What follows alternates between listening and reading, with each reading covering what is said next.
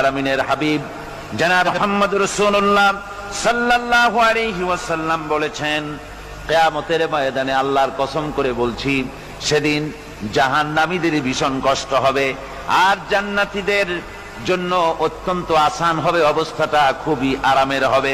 নবীজি বলেন, এক ফরজ নামাজ, এক ওয়াক্ত ফরজ নামাজ আদায় করতে যে সময়টুকুন লাগে, কিয়ামতের মাঠের এই সময় এত বড় বিরাট লম্বা সময় জান্নাতীদের জন্য এরকম হালকা হয়ে যাবে।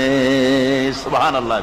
হযরত আবু সাঈদ খুদরী রাদিয়াল্লাহু তাআলা আনহু হাদিস খানা বর্ণনা করেছেন, এক ওয়াক্ত নামাজ, একটা ফরজ নামাজ পড়তে যতটুকুন সময় লাগে এতটুকুন সময়ের ভেতরে জান্নাতীদের কারবার শেষ হয়ে যাবে। সুবহানাল্লাহ বিহামদি।